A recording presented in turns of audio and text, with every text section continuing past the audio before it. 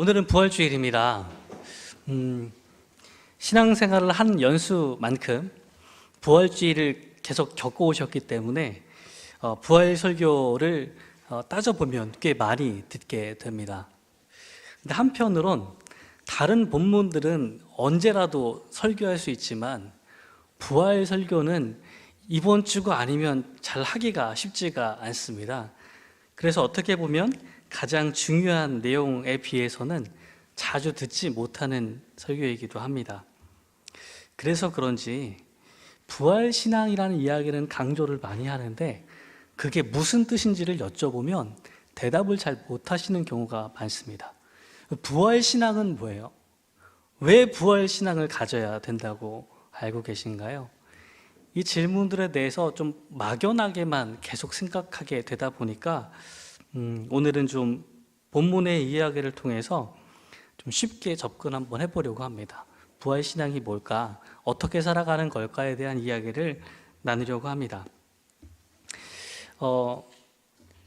사람들 중에서는 스트레스를 받을 때 옆 사람과 좀 이야기를 하면서 푸는 경향이 있는 사람들도 있습니다.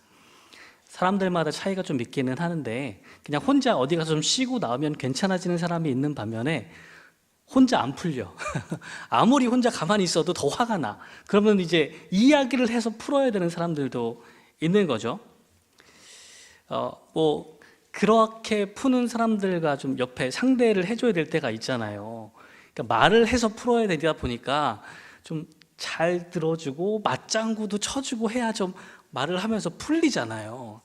근데 사실 그 사람이 화가 난 이유가 있다 보니까 이 사람이 하는 내용이 주로 뭐예요? 걔가 나한테 이렇게 했어. 어떻게 그렇게 할 수 있지부터 시작해서 이런 내용입니다. 그럼 맞장구 치다 보면 어떻게 돼요? 어떻게 맞장구 쳐야 돼요? 너도 좀 잘못한 것 같은데? 이렇게 맞장구 치면 돼요? 안 돼요? 안 되잖아요. 맞장구는 그냥 그래? 정말 걔가 그랬어? 이렇게 해야 되잖아요. 그렇게 하다 보면은 내가 사실 이 상황은 좀 주관적으로 전달된 거니까 어떤 일이 있었는지 잘 모르잖아요. 근데 어쨌건 나는 지금 이 과정은 얘 이야기에 공감을 해주려고 하는 거예요. 공감. 내가 그 친구가 누군지 모르고 걔가 잘못했는지 별로 관심이 없어요. 그냥 나는 공감을 해주고 싶은 거예요. 막 이렇게 얘기했어요. 그러면서 이제 정말 잘못했네. 어떻게 할 거야? 이렇게 이러면서 막 하고 있는데 뒤에서 쓱 그 주인공이 쓱 지나가 들은 거예요. 그럼 그 친구는 어떻게 생각하게 돼요? 그러니까 나는 그 친구가 잘못했는지 잘했는지 별로 관심이 없어요. 그렇죠? 내 목표는 이 친구의 기분을 좀 풀어주는 거예요. 근데 그렇게 둘이 막 얘기하고 있는데 그 당사자가 쓱 지나가면서 들은 거예요. 그럼 어떤 상황이 벌어져요? 얘네 둘이 나 없는 데서 나를 험담한 거잖아요. 사이가 어떻게 되겠어요? 한 번도 아니고 여러 번 그랬다고 생각해 보세요. 이걸 어떻게 해결할 수 있어요? 사실 나는 그 친구를 욕하고 싶은 마음이 없었잖아요. 나는 그냥 이게 그냥 들어준 거지. 근데 그냥 들어주면 안 되잖아요. 이분이 안 풀리잖아. 했는데 이런 상황이 벌어지면 어떡할까요? 성경에 비슷한 경우가 나오는데 베드로 얘기해요. 예수님이 잡혀가실 때 베드로는 용감한 수제자라서 그래도 꾸역꾸역 뒤에서 쫓아가거든요. 어떤 일이 일어나는지 끝까지 봐야 돼요. 그 책임감을 가지고 끝까지 그 재판을 받는 가야바의 집까지 쫓아갑니다. 거기서 베드로를 알아본 사람이 생긴 거예요. 계속 물어보죠. 너도 저 사람의 제자 아니냐? 저 도당이 아니냐? 물어보니까 베드로가 어떻게 해요? 아니 그게 본심은 아니겠죠. 누가 봐도 본심은 아닌데 모르는 사람입니다 부터 시작해서 이제 3번 예수님을 부인합니다. 마지막에는 막 맹세해요. 저주하고 맹세합니다. 막 모른다고. 그때 어떻게 해요? 예수님께서 약속하신 것처럼 닭이 2번 울잖아요. 그래서 베드로는 그 닭 울음소리를 듣고 나가서 펑펑 울었다고 누가복음이 기록하고 있습니다. 물론 이제 영화에서는 조금 더 이게 영화의 극적인 장치를 쓰죠. 패션 오브 크라이스트 보셨나요? 눈이 마주쳐요. 그때 예수님께서 3번째 부인하는 베드로랑 눈이 딱 마주칩니다. 이거는 뭐 어떻게 할 수 없는 거죠. 자, 그러면 예수님을 3번 부인했단 말이에요, 베드로가. 예수님께서 그걸 다 보셨잖아요. 그럼 관계는 어떻게 회복해야 되는 거예요? 우리가 아까 말한 거랑 비슷한 거예요. 의도는 하지 않았겠죠. 베드로의 진심은 아닐 수 있지만 이거 이렇게 얘기하다 걸린 거 아니에요. 이거 어떻게 관계를 회복해야겠어요? 부활하신 예수님이 베드로를 찾아오십니다. 찾아오셔서 15절 상반절에 물어보세요. 요한의 아들 시몬아, 내가 이 사람들보다 나를 더 사랑하느냐? 라고 물어보세요. 어떻게 대답하고 싶겠어요? 베드로 입장에서.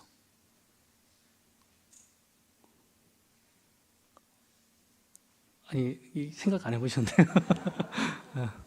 베드로는 사실 베드로가 이 예수님에 대해서 모른다 이렇게 얘기했던 거는 본심은 아니잖아요, 사실. 그죠?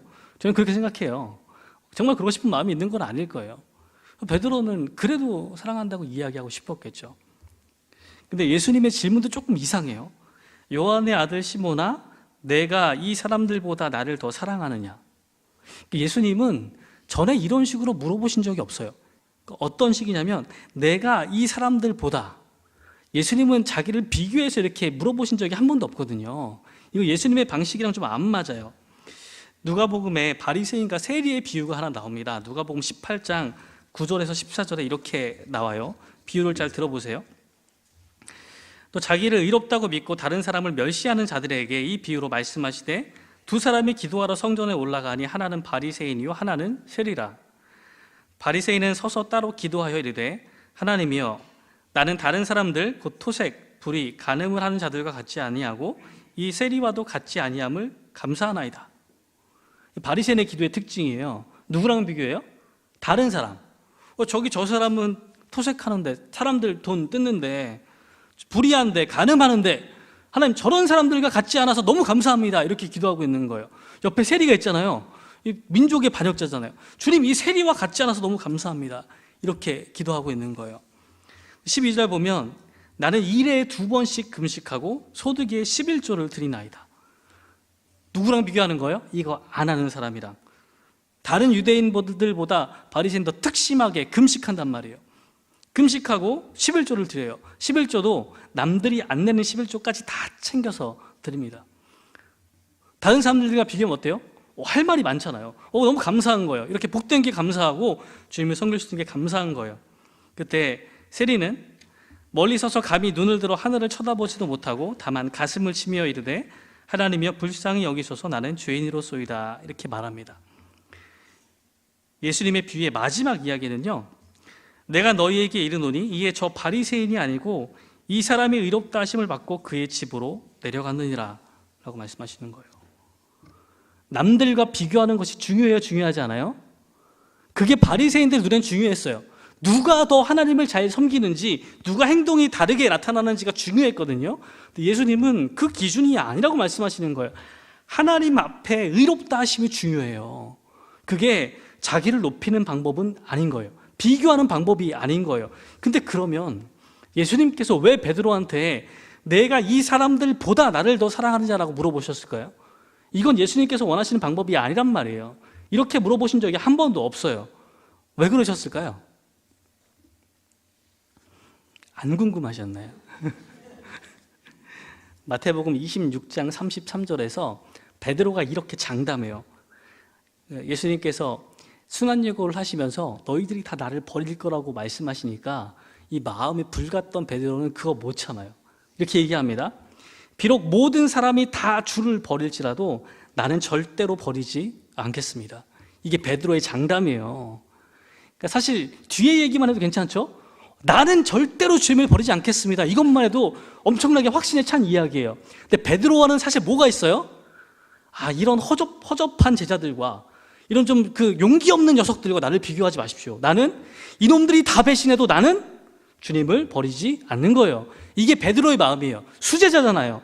나랑 나머지 11명을 비교하시면 안 돼요. 예? 나는 수준이 달라. 그러니까 모든 사람이 사실은 예수님을 따르는 무리를 비교하는 거라 제자들을 비교하고 있는 거예요. 나머지 제자가 다 주를 버릴지라도 나는 절대로 버리지 않겠습니다라고 이야기한 거예요. 예수님은 베드로의 이 이야기를 끄집어서 지금 다시 물어보시는 거예요. 내가 이 사람들보다, 그 주변에 누구 있어요? 갈릴리에 모였던 다른 제자들이 있잖아요. 이 사람들보다 나를 더 사랑하느냐라고 물으시는 거예요. 그럼 그 질문을 받으면 베드로가 그렇죠? 있는 대로 질문 받은 대로 얘기하면 어떻게 대답해야 돼요? 주님, 얘네들보다 제가 더 사랑합니다 라고 말해야 되는 거잖아요. 15절 하반절 보시죠. 베드로의 대답 보세요. 주님, 그러하나이다. 내가 주님을 사랑하는 줄 주님께서 아시나이다. 내가 주님을 사랑합니다가 아니고 내가 주님을 사랑하는 줄 주님께서 아시나이다예요. 이게 왜 다른지 아시겠어요? 다른 얘기예요. 베드로가 깨달은 게 뭐냐면 내가 주님을 버리지 않겠다고 장담했잖아요. 결심했잖아요. 내 성격도 그렇고 성품도 그렇고 난 절대 그럴 사람이 아니잖아요. 그런데 그게 처참하게 실패한 겁니다. 자신했거든요. 절대로 내가 그러지 않을 거라고 생각했거든요. 겟세마네 동산에서 잡힐 때도 칼을 빼들었단 말이에요. 나는 전혀 그런 사람이 아니라고 생각했는데 3번이나 예수님을 저주하고 부인하면서 그게 무너져 버리는 겁니다. 주님을 버린 거예요. 내가 사랑하는 게 중요한가요? 그게 확실한가요? 그렇게 믿었는데 그게 확실하지가 않은 거예요. 나는 배신하지 않을 줄 알았는데 배신한 거예요. 그럼 내가 아무리 장담해도 이게 의미가 있나요, 없나요? 의미가 없어요. 그래서 베드로의 대답이 바뀐 겁니다.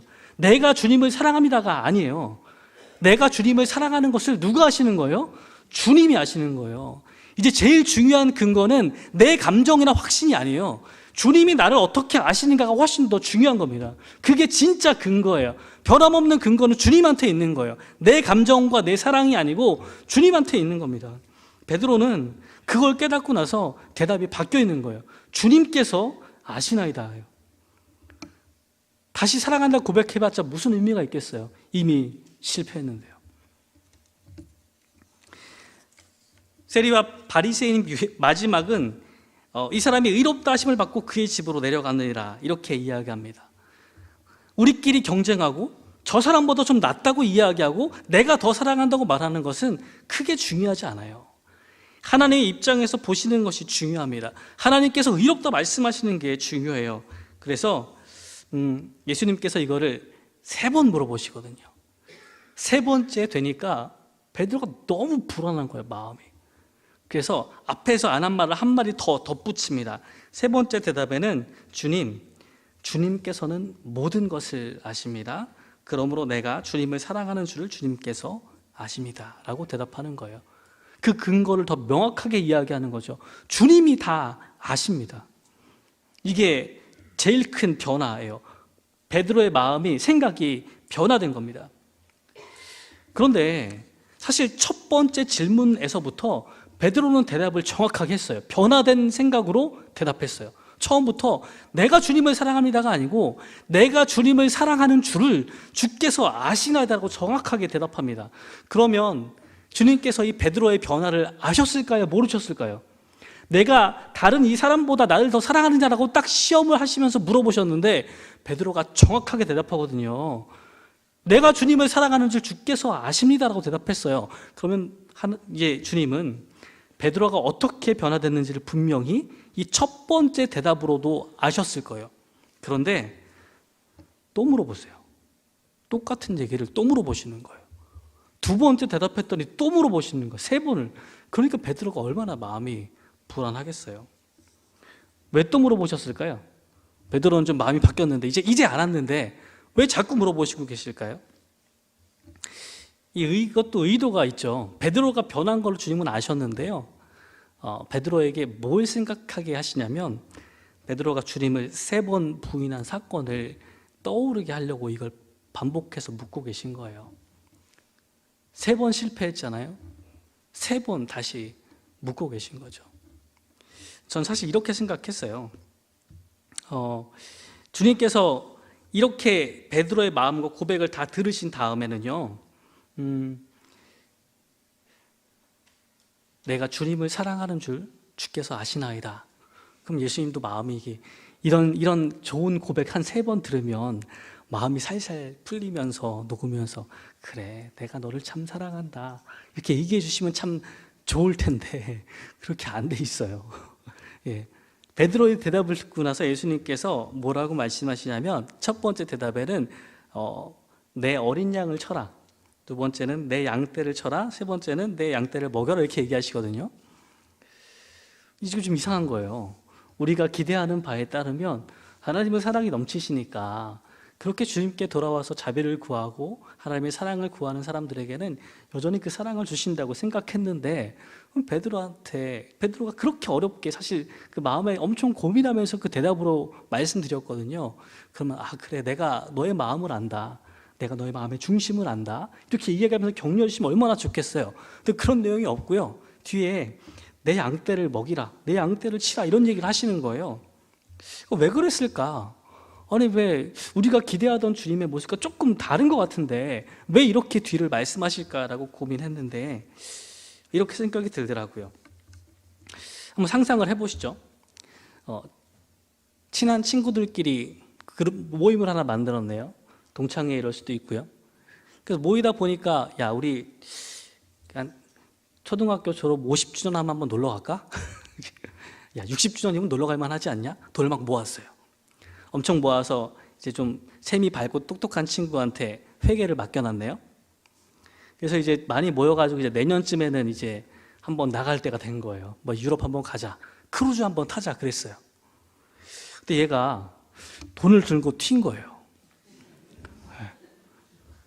어떻게 이거? 그러다가 시간 좀 지나고 나니까 그래도 얘가 좀 정신을 차렸는지 그 친구들 방에 드디어 갑자기 등장하더니 자기가 잘못했다고 이야기하고 이제 가져간 돈들 중에서 좀 많이 좀 없어지긴 했지만 좀 이제 변제하겠다 내가, 이런 모습을 보여준 거예요.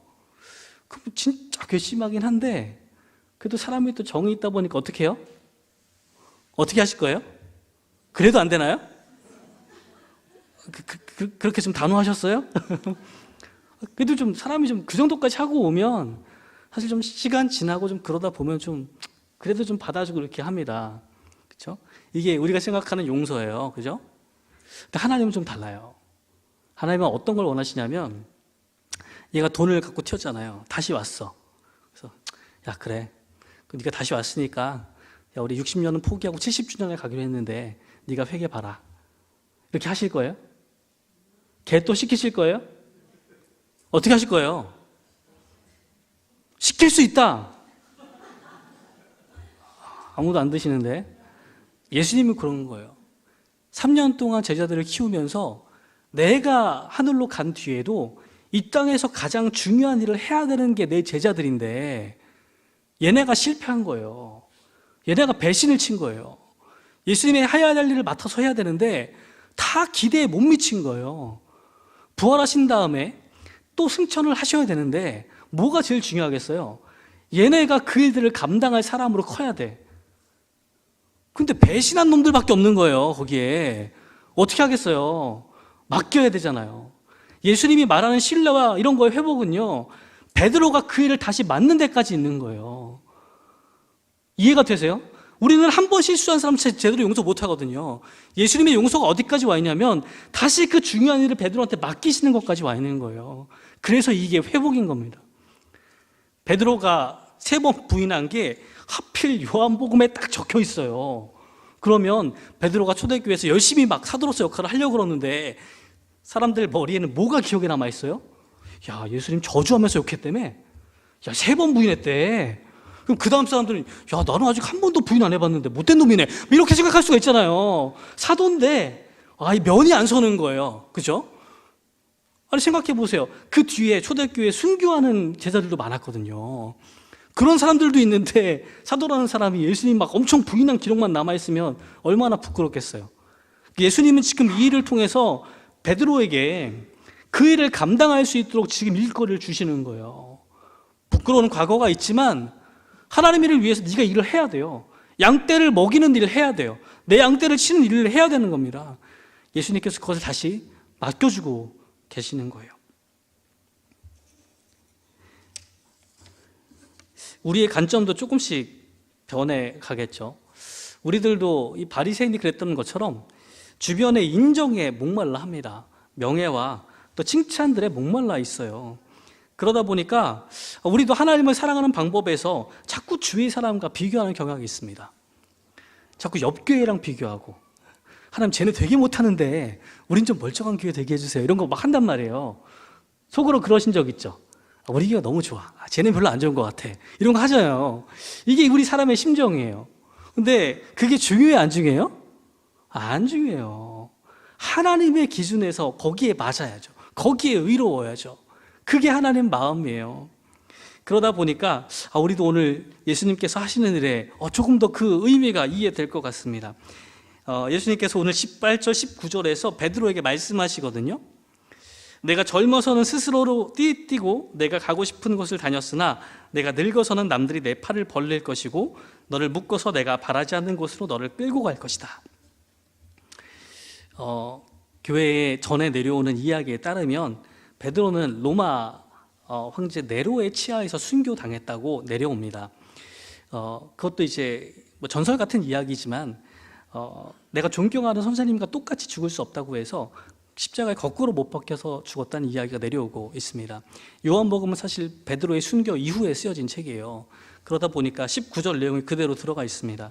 예수께서 이렇게 말씀하신 것은 베드로가 어떤 죽음으로 하나님께 영광을 돌릴 것인가를 암시하신 것이다. 예수께서 이 말씀을 하시고 베드로에게 나를 따라라 하고 말씀하셨습니다. 처음 부를 때도 고기 잡던 베드로 불러가지고 나를 따라오라고 말씀하셨거든요. 지금도 똑같은 말로 부르고 계시는 거예요. 근데 무엇을 따라가는지 베드로 이해는 전혀 다른 겁니다. 첫 번째 따름도 대단한 거였는데 이 두 번째는 우리 선생님이 가신 길을 가야 되는 따름인 거예요. 그 길은 뻔하게 십자가의 길입니다. 베드로는 마지막까지 자기 삶을 그렇게 던짐을 통해서 이 일들을 예수님께서 말씀하신 거 있죠? 내 양떼를 먹이라. 내 양떼를 치라는 명령을 끝까지 완수해내는 거예요. 오늘 말씀을 정리하고자 합니다. 예수님께서는 우리에게 이렇게 얘기하셨어요. 요한복음 10장 11절 말씀에 나는 선한 목자다. 선한 목자는 양들을 위하여 자기 목숨을 버린다. 요한복음 15장 13절 말씀에 사람이 자기 친구를 위하여 자기 목숨을 내놓는 것보다 더 큰 사랑은 없다 라고 말씀하셨습니다. 부활신앙이라는 말은 여전히 어렵습니다. 우리가 그것을 다 이해해서 설명하는 게 잘 안 될지도 모르겠습니다. 그런데 부활하신 주님이 와서 무엇을 행하시는지 너무 명확한 거예요. 오늘 부활하신 예수님은요, 본인이 이 땅에서 하셔야 될 일들을 그 제자들이 잘 감당할 수 있도록 다시 찾아와서 그 실패한 사람들 다시 세워주십니다. 실패한 사람들, 실망해서 하나님을 배신하고 멀리 떠나가서 다시 그 자리에 설 자격이 없는 사람들한테 찾아오시는 거예요. 그래서 하나님의 계획하신 위대한 일들 가운데 그들이 그 역할을 감당할 수 있도록 세워주십니다. 부활한 주님을 만나면 어떤 일이 벌어질까요? 내가 있는 이 상황과 상관없이 남들과 비교했을 때 나 별로 신앙이 없는 것 같은데? 나 교회 엊그제 나왔는데? 막 이런 여러 가지 변명들을 하기 시작하는 거죠. 주님께서 와서 어떤 일을 하신다고요? 그 사람으로 예수님께서 이 땅에서 하셔야 될 일들을 할 수 있도록 세워주신다는 겁니다.